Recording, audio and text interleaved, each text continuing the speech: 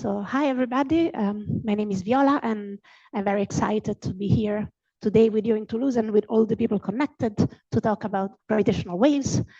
I've been given the honor and the burden to introduce the gravitational waves to you. So I would like to talk to you about fundamental interactions, and in particular gravity. And so what are those gravitational waves? And then I'll talk a bit about what are the sources that we can observe. Then I will really focus on how we detect them.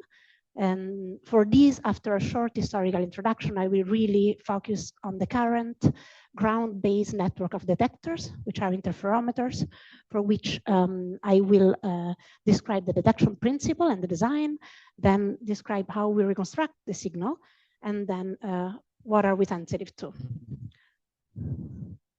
Okay, so in the table, you have our current understanding of fundamental interactions. You can think of them as the basic forces through which particles or objects can affect each other.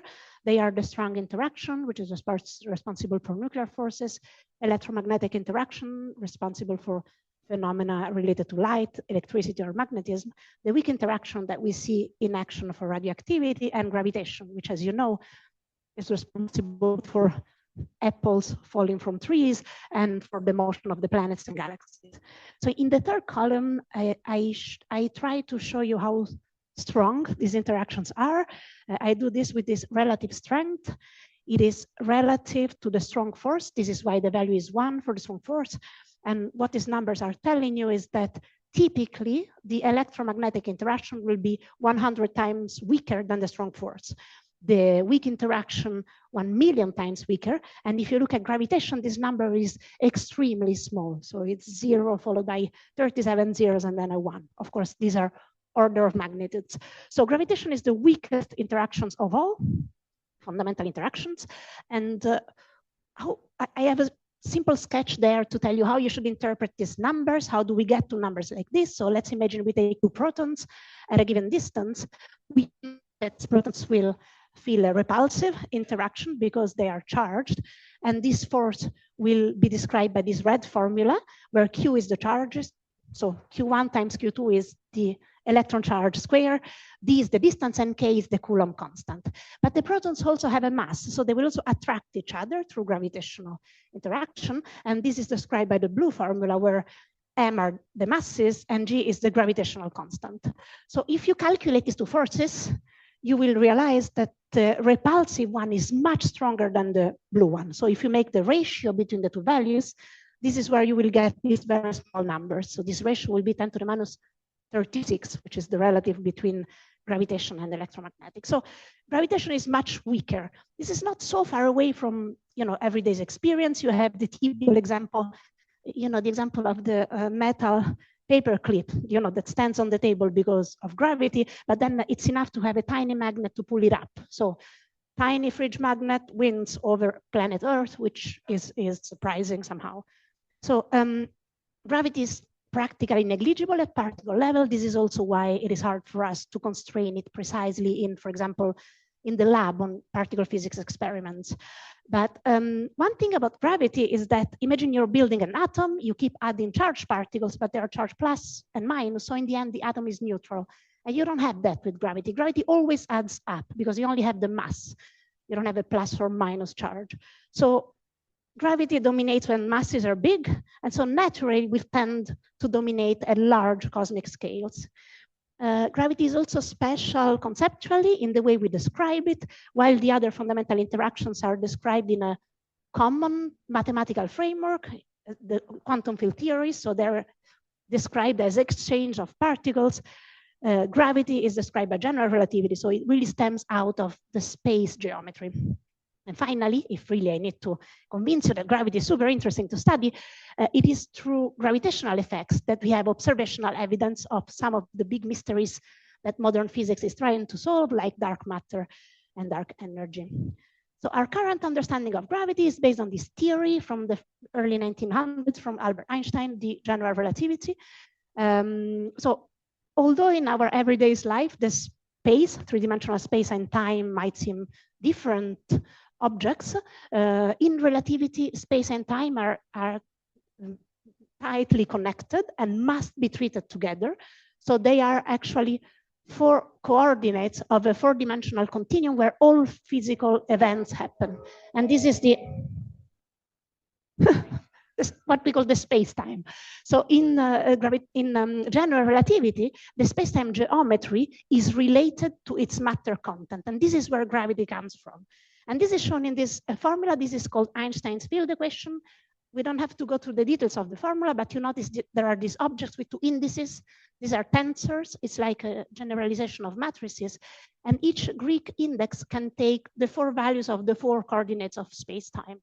And on the left, you have something that describes the curvature, so a geometrical property of the space-time. And on the right, you have this other tensor that describes its content in terms of mass and energy. This is often depicted or illustrated as an analogy. In this drawing, you see the space-time is illustrated by this kind of 2-dimensional net. And the fact that the Earth is there, a big mass will generate some curvature. So objects are attracted towards the Earth, not because of a force in the sense of an exchange of a particle, but because they are following the most natural path in the space-time. They're kind of falling. Of course, it's just an analogy. And gravity is weak. In these terms, you can think of the space-time as being very rigid, so you need big masses to deform it. And you see there is a proportionality constant, so gravity is weak can also mean this constant is small, quote unquote.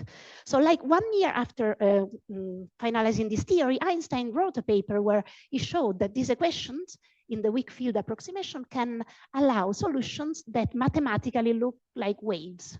So these are waves of the space-time curvature propagating in the space-time. So it took some decades to the scientific community to converge on the understanding that these waves are a real effect that we can measure, and this is why we are here talking about it. And so indeed, systems with accelerating masses can radiate gravitational energy and generate waves in the space-time curvature. This is shown in this small animation. This is a typical system we will discuss more later, but you have 2 objects orbiting around each other. They lose energy by emitting gravitational waves and they get closer. And so again, in this analogy of, you know, this net is kind of an analogy to the space-time, these waves propagate. The waves propagate at the speed of light. And now what we have to ask ourselves if we want to detect them is, what effect do they make that I can measure? So this is shown by this other animation on the right. So all these points on this sort of net are masses. You have to think of them as masses that, you know, feel gravitation but are not subject to any other force. So they would move in the space-time in the most natural way. We call this free fall, masses in free fall. So if a gravitational wave passes through this tube, it will cause the space to stretch in one direction while shrinking in the other with this pattern that is oscillating. So the observable effect that we are going to focus on today is that if you take any 2 test masses that are in free fall, their relative distance will oscillate in time. So this delta L, the length of the distance divided by L, is directly proportional to what I call here H, which is the typical amplitude of the wave.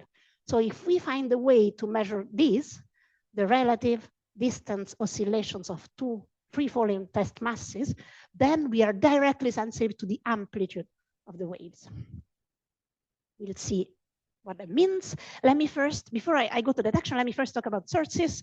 So the gravitational waves are just a messenger. It's exactly like light, and the universe is full of them. And as light, they can have different frequencies, and gravitational waves of different frequencies will come from different sources, which means if I study different frequencies, I will study different physical phenomena.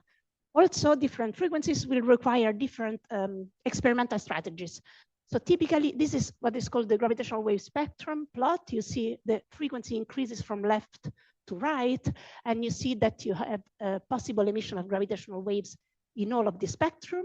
You go from very low frequency, where gravitational waves from the early universe might have left an imprint in the cosmic microwave background in its polarization, to the nanohertz region, that we try to study with instruments that monitor pulsars. Pulsars are highly rapidly rotating neutron stars that work as super precise clocks. So you probably have heard in 2023, these experiments have announced their first evidence of possible gravitational waves coming from the superposition of many signals from supermassive black hole binaries. Then we go to the millihertz scale, which is a region that will be explored by the future experiment LISA that you will also hear about in this workshop, until we get to the high frequency, let's say around from 10 to 10 hertz to 1 kilohertz, which is the one you will focus on during this workshop.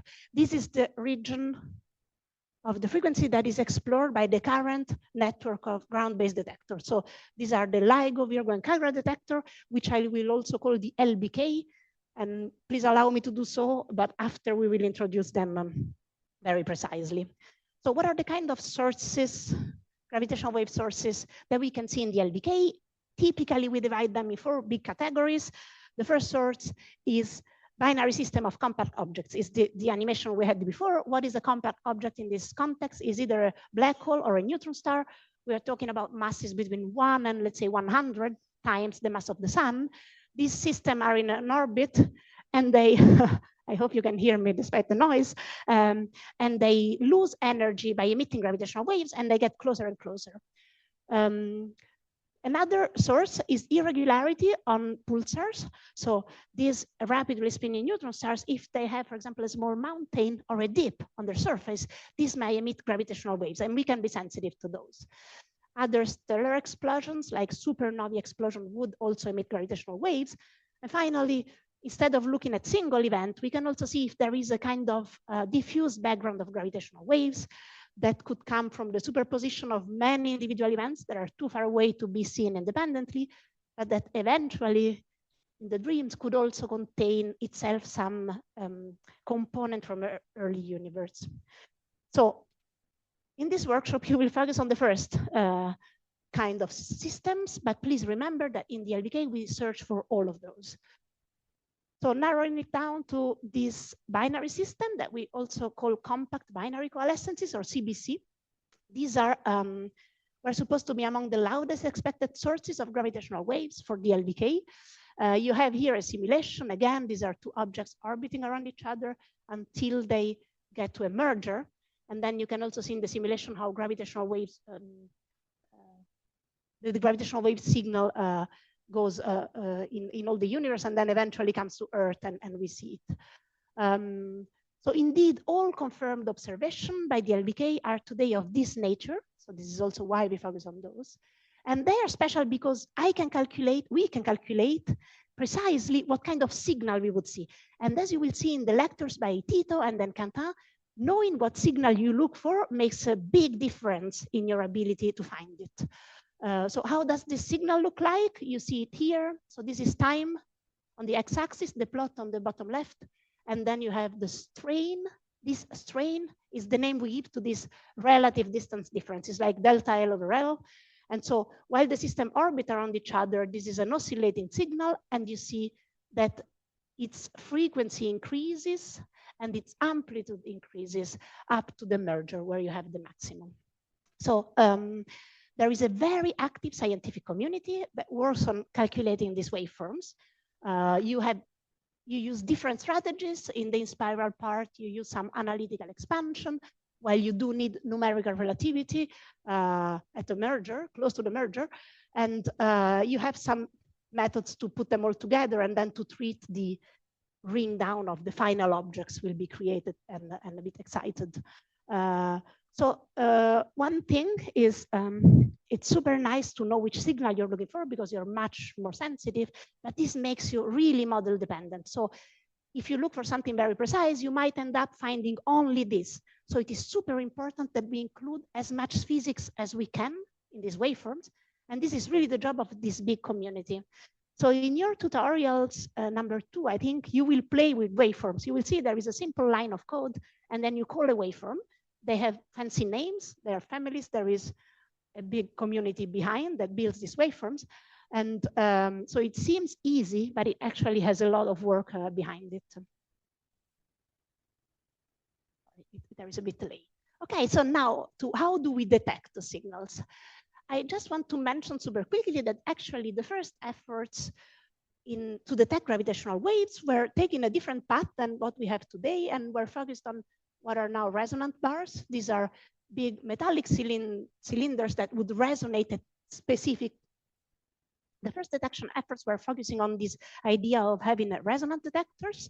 I don't want to discuss them. I just want you to know that they existed.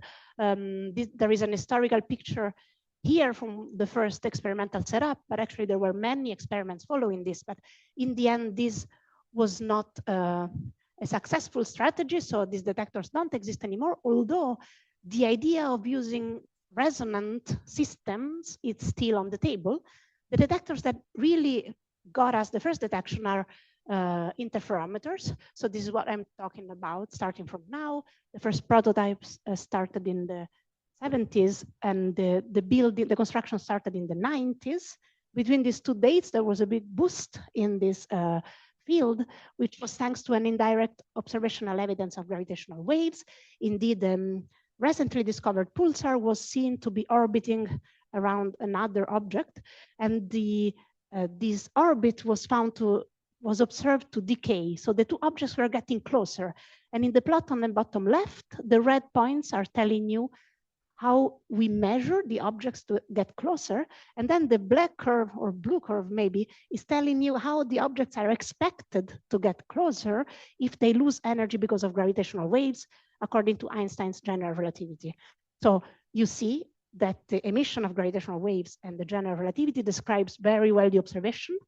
Now, this is not a direct detection yet, but it was a strong indirect support. And this is what we have today. This is a worldwide network of interferometers. You have 2 in the Americas, 2 in Europe, 1 in Japan, and 1 in India, which construction is soon to be started. So in the workshop, the workshop is organized by the LBK. This is LIGO, Virgo, Cagra. So you will really focus on the ones that are in red. This is how they look like. This is how they look like. This is LIGO Hanford, Virgo, LIGO Livingston, and Cagra. Cagra is underground, so this is not a real picture. And again, these are working together in a network that we call the LBK. So what is the timeline, typical timeline? I said the construction started in the 90s for LIGO, first one LIGO, then the other than Virgo. The first runs were in the years 2000, but in this configuration, the detectors were not sensitive enough. They were working, but not sensitive enough. And they were not expected to be sensitive enough. Cagra construction started a bit late. Then the LIGO and Virgo got upgraded to what we call the advanced detectors. And so the first advanced LIGO observing run was in 2015. This brought us the first direct detection of a gravitational wave signal coming from a merger of 2 black holes.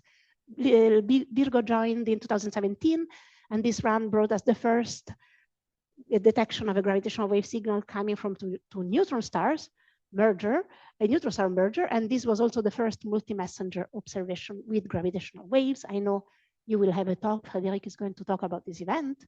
And Cagra joined a bit later. This is also summarized in this timeline. You see the different observing periods that are called O, like observing. And we are here now. So we have just finished, the LBK has just finished the longest joint observing campaign. And our data, as Agatha is going to explain later, are made public after a proprietary period. So at the moment, you have the data from the first third of this 04 that is public. And so we already have around about 200 confirmed signals overall. And so many more are to come. Now the detectors are offline. We are installing some additional improvements. So expect them to be online soon and to take a lot more data and to make a lot more observation in the next years, until eventually our infrastructures will become obsolete. So this is when we will have to move to a new infrastructure. This is what we call the 3rd generation ground-based detectors that John will talk about on the last day of the workshop. And again, we will also explore other wavelengths with, for example, LISA. Okay, so the basic detection principle. These objects are giant Michelson interferometers. What does that mean? You have a laser that gets split in 2, and you have 2 arms. There is a mirror at the end of the arms. The laser goes there, comes back, and then the 2 halves of the beams get combined again. So you know that because of the wavy nature of light, light plus light is not always more light because waves can interfere. So if you're completely off phase, light plus light can actually be darkness. And this is where these interferometers work. We say they work on the dark fringe. It means they put themselves in a configuration of completely disruptive interference, so that on my photodiode, the transmitted power is null. Actually, we don't really work at the minimum, but we are close to the minimum because it's more convenient to understand the response of the detector so that it is linear. This is also shown by this video in a very simplified way. You have the laser, these are the two arms, and this is the photodiode. And this is the exaggerated passing by of a gravitational wave that will cause the relative length of the two arms to change. And so the interference pattern I will record will inform me about the gravitational waves. The video is also highlighting that they work on the dark fringe. You see there is no transmitted power in their normal position. And then when a gravitational wave passes by, it will cause the length of an arm to vary with respect to the other. So on my photodiode, I will see a pattern. And especially for CBCs, I know which pattern I expect. So I can recognize this kind of signals. Okay, now connecting the drawings to the pictures you saw before, all this part, the laser, the photodiode, this beam splitter, and actually we will see we have mirrors also at the beginning of the arms. This is all in the central building. This is a picture of the Hanford site. In this talk, I will show some pictures. These detectors are not all exactly the same. In particular, Virgo and Kagra made some different choices, technological choices with respect to the two LIGOs that look very similar. So, but for my talk, let's assume they're all the same and just focus on the basic concepts because they are the same. Then the solutions might differ a bit. So you see these big tunnels that are not tunnels because they're on the surface, but these are the arms. So inside you have a big vacuum pipe and the laser travels in it. And then 4 kilometers at the end of this arm, you will have a mirror.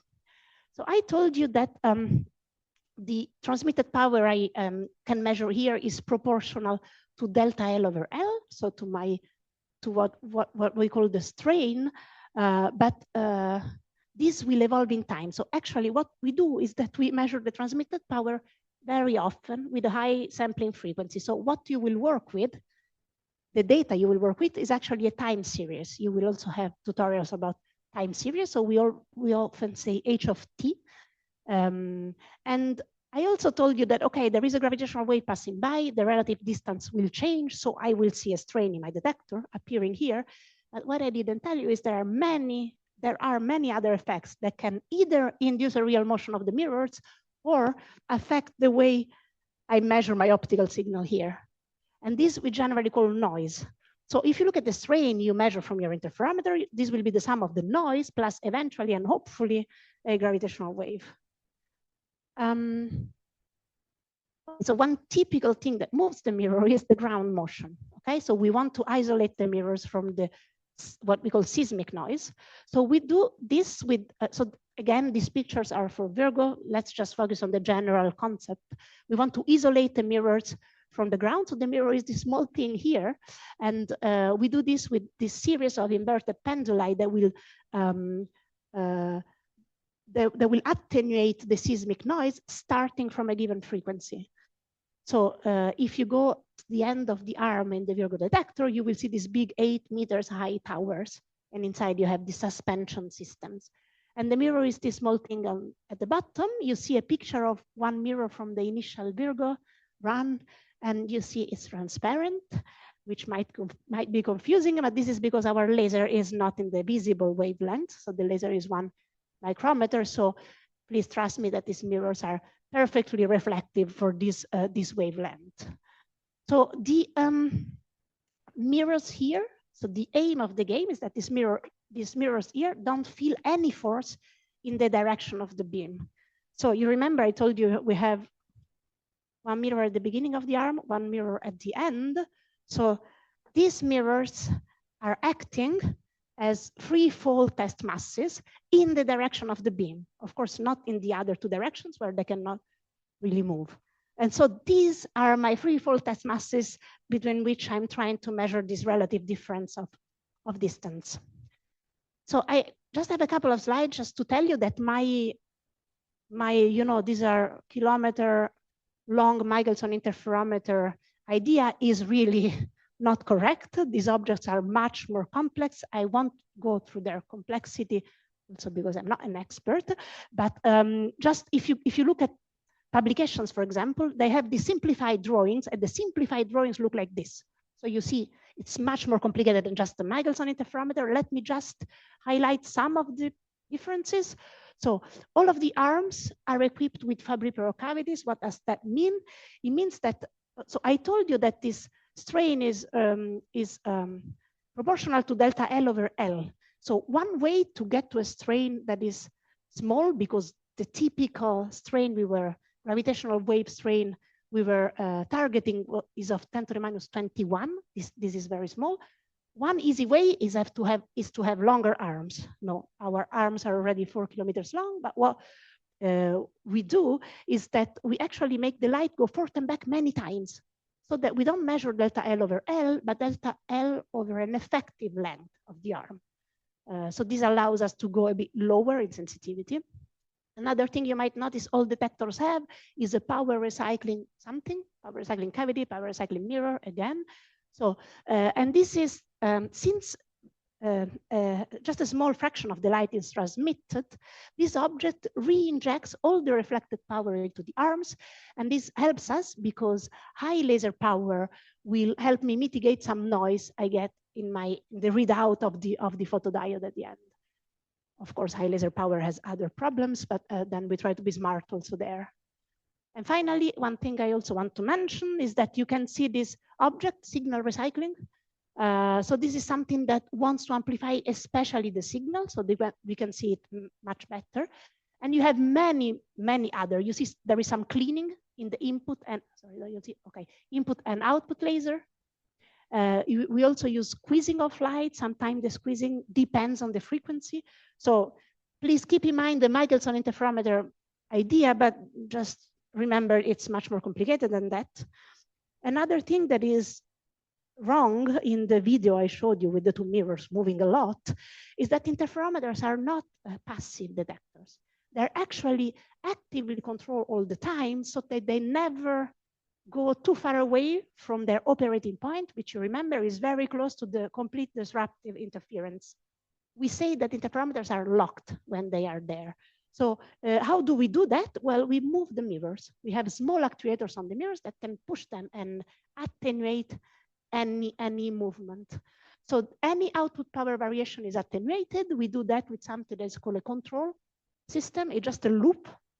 It's very similar to what active noise canceling headphones do. So you measure a variation in the transmitted power, then you send the control signal to the mirror actuators that tries to attenuate them. It pushes the mirrors. So the problem is a gravitational wave signal, which would move the mirrors, will be attenuated as well. Not would be, will be, is. And the thing is that our control signal, however, contains the information of what the mirror movement would have been. The control signal knows how much we push the mirror. So in the end, the quantity, the signal is reconstructed from the transmitted power. This is the part of the power that my control system didn't manage to attenuate, plus the control signal. Okay, and this is what we call reconstruction. Now I told you, okay, the reconstructed strain is the sum of the two, but look, this is read on a photodiode, this is an electrical signal, so these are electrical signals. And I'm telling you, I'm actually measuring a delta L over L. So how do I get from the volts to the meters? Or well, actually, it's relative. So how do I convert this signal to the actual displacement? And this is called calibration. And the idea is very simple. It's I generate a known displacement of the end mirrors, and then I see what I get. How do I generate a known displacement? There is no student that goes and pushes the mirrors, of course, but I have a laser. It's behind the mirror. It's another laser. And this laser, the photons of these lasers push the mirrors in a controlled way. And this allows us to calibrate. So This is called the photon calibrator. This calibration happens all the time and doesn't disturb the measurements. For the moment in Virgo, only in Virgo, we also have another calibrator called the Newtonian calibrator, where we have moving masses near the mirrors to generate a non-gravitational force, and then we see what happens in the signal we read. So today, well, these 3 days, you will work with reconstructed and calibrated strain from real data and from simulated data. So I promise you that the reconstruction and calibration team have done a perfect job. And so your strain is perfect. However, perfect does not exist. So what the calibration teams do in real life is they also provide data that quantify how good my calibration was, and they monitor this over time, and also how accurate, in which uncertainty you can trust it. So this is what is called calibration bias and uncertainty. You will not play with those, but you will see, for example, parameter estimation. Just be aware that when we run parameter estimation on real events, parameter estimation has to know about that. Okay, so I am at I think the last part, and I have 10 minutes, which is great. How sensitive are our detectors? So I already told you that the strain we see is the sum of the noise plus the signal, and our job is to extract a tiny signal from the noise. So it's very important to know the noise of your detector. And if someone asks you what's the noise of your detector, this is typically what you will provide: the amplitude spectral density. The formula is here, is the square root of this Sn of f. This Sn is the power spectral density, or PSD. Remember the PSD, you will play with the PSD. Here I'm showing you the square root of it because it's more convenient for me, because this is directly proportional, comparable to characteristic strains, but it's just a square. It's not a big deal. So the amplitude spectral density looks like this. These plots, these are modeled signal, is theoretical curves. How should you read these plots? For each frequency, the curve is telling you how much strain, how much signal I will see in my photodiode that is just coming from noise. So the lower this curve, the more sensitive is my detector. Typically, if the spectral density does not depend on the frequency, we say this is white noise. You might know about white noise, and this is not the case, as you will see. You also see there are several sources that sum up. And then a hypothesis that we do often is that the noise is stationary. It means that if you look at the noise at any time, it will be a bit different, but this will all be realization of the same underlying curve, which also means if you want to determine the PSD of your data, you can average over time. And you will use PSDs to generate noise in your tutorial, so you will do this firsthand. I think Kanta is going to talk a bit about how we model noise. I just wanted to mention to you the main sources of noise. At high frequency, you have the shot noise. We met this already. This is why we want a high laser power.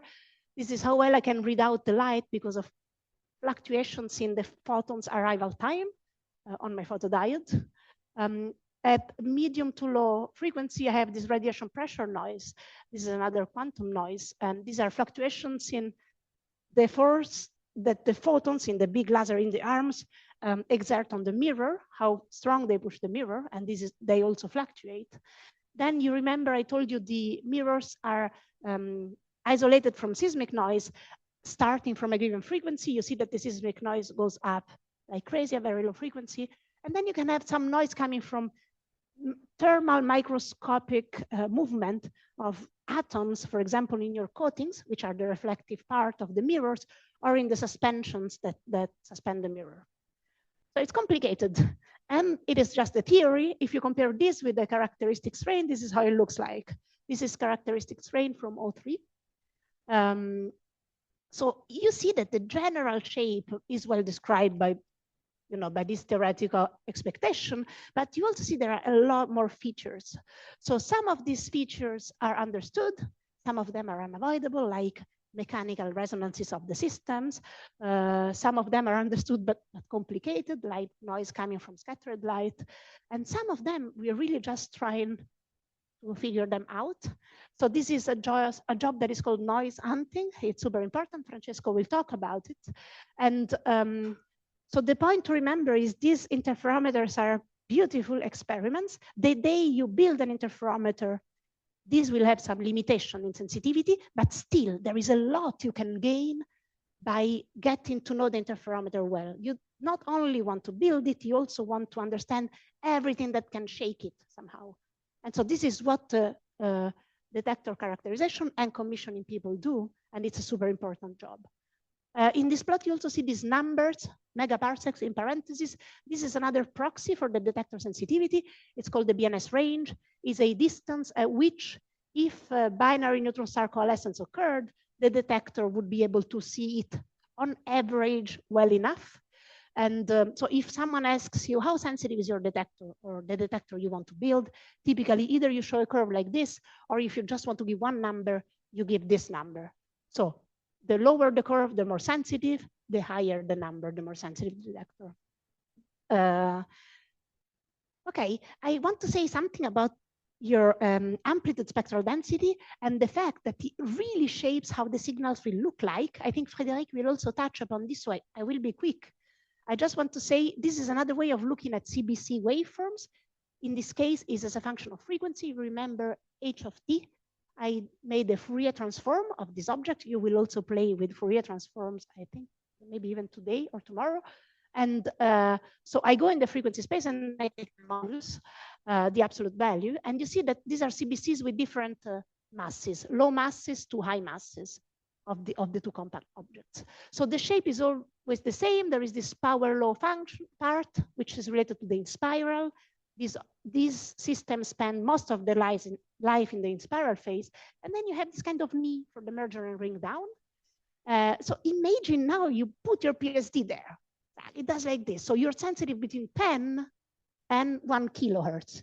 You will right away see that, for example, you will be sensitive to the inspiral part of a BNS, of a low mass system, but maybe sensitive only to the merger of this other very massive system. So this is what you see also here, yet another thing you will play with. These are omega scans. This is the frequency. This is the time on the Y and X axis. And the color is giving you kind of normalized signal amplitude that you see in the data. So a CBC signal, you remember, would increase in frequency over time. So it goes up and increase in amplitude.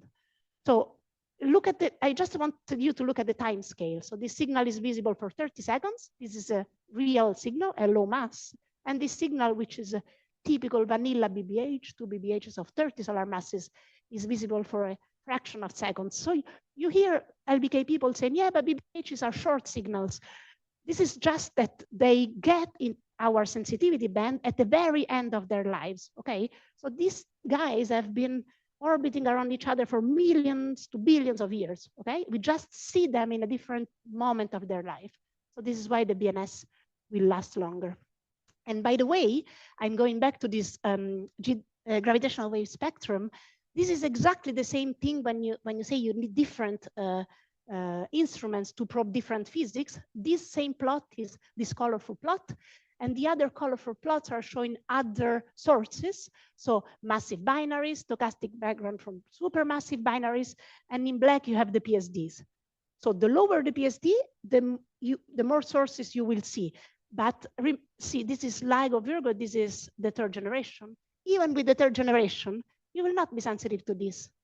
Okay, so all these instruments are complementary. We need all of them. LISA and the Einstein telescope will do different physics. They will meet at some point, so they can talk to each other, but they're really complementary.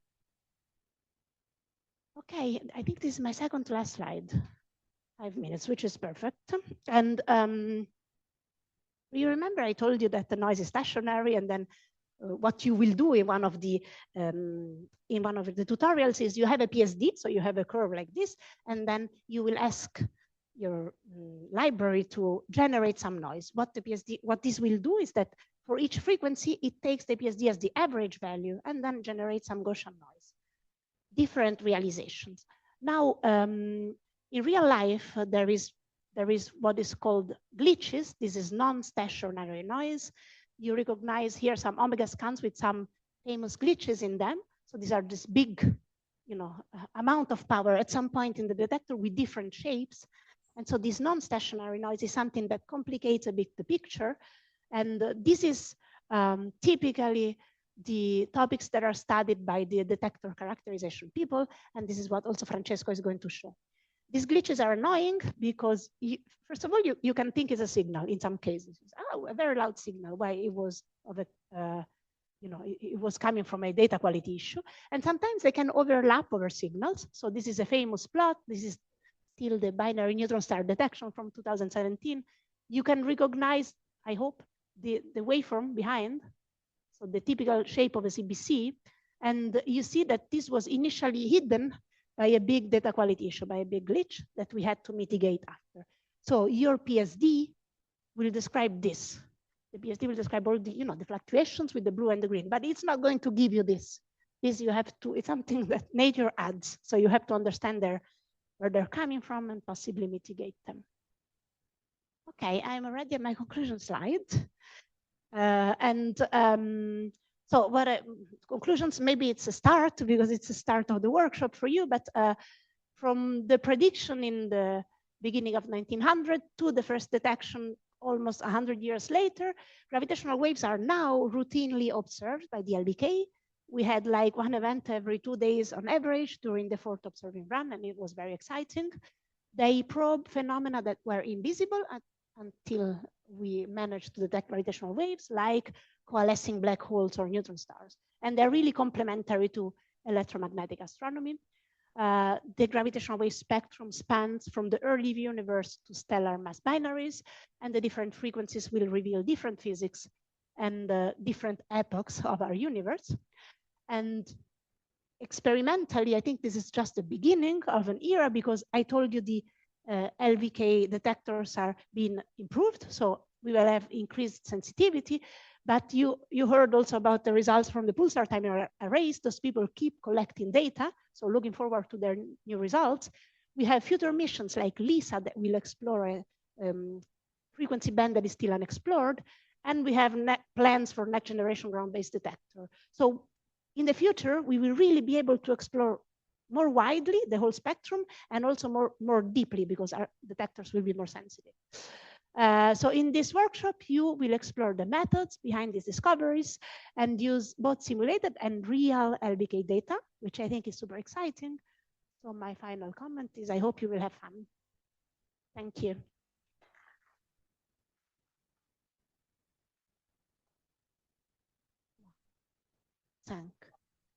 Sorry for the Nico. Thank you, Viola, for this amazing talk and being on time, despite the little glitch in the presentation. Glitches everywhere.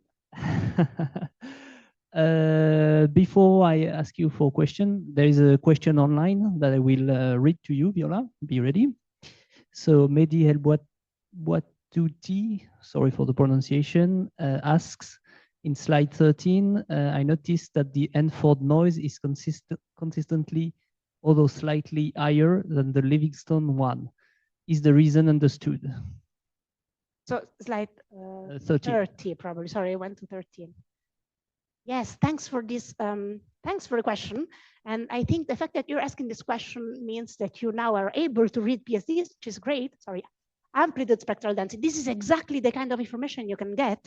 And indeed, this is what they are saying is that you can see that, especially at some given frequencies, some detectors are more or less sensitive than the others. You notice clearly Virgo, starting from frequencies less sensitive, and also Livingston is more sensitive than Hanford, a low frequency.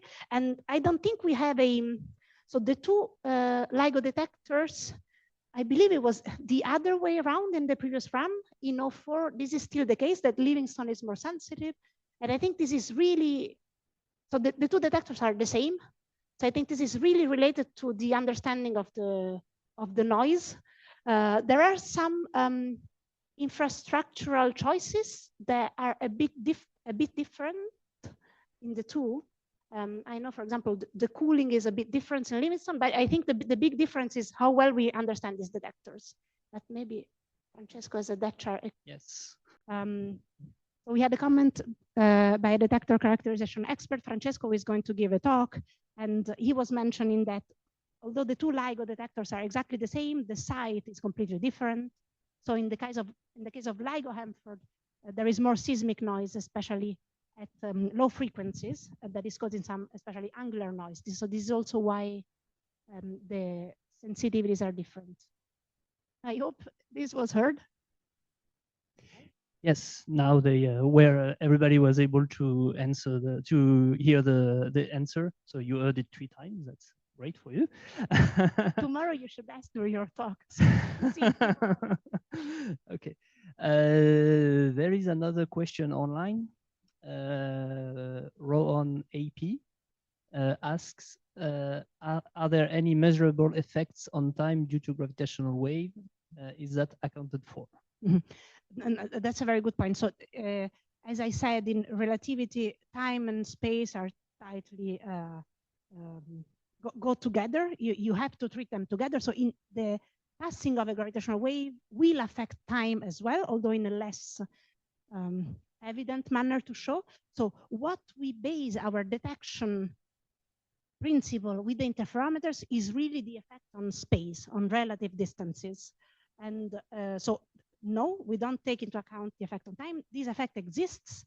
I am not aware of any hope to detect it somehow, but I might just be ignorant if anyone else wants to comment.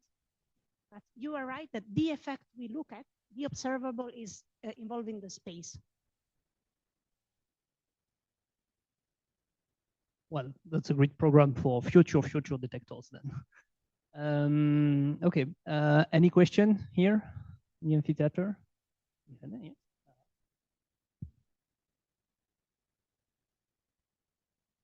Thank you for, can you hear me? Yes. Thank you for the nice talk.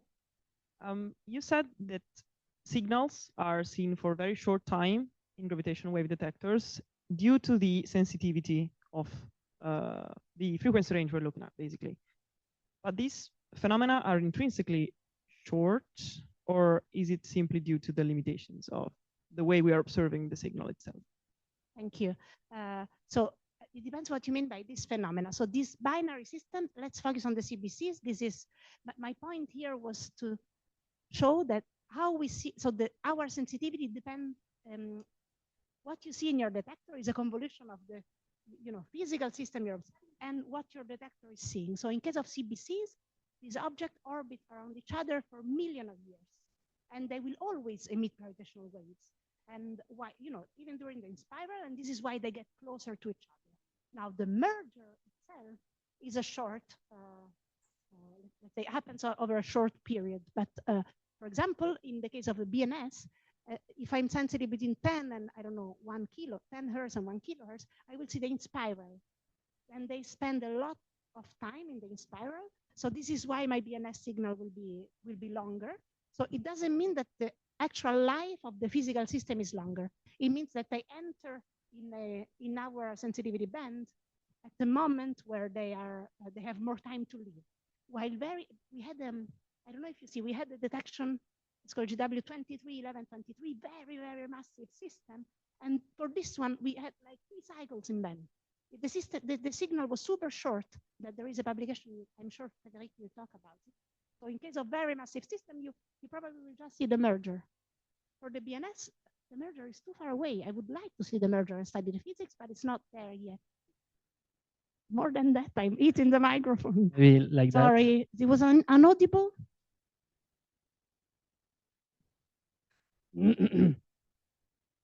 So the answer is that no, the real life of these systems is very long, and when we see so the fact that we see a shorter signal for BBHs, so binary black holes, than we see for BNS is just due to the moment of their life when they enter our sensitivity band. So I guess to answer your question directly, no, it's not intrinsically different. It depends on my detector. And some of them, very, very high massive black hole binaries, I just don't see them. I have to wait for Lisa. So yeah. Okay. Well, there are other questions online, but I think it's time to end this talk. Thank you again. Thank you for the great questions, and we'll see you soon for the next talk.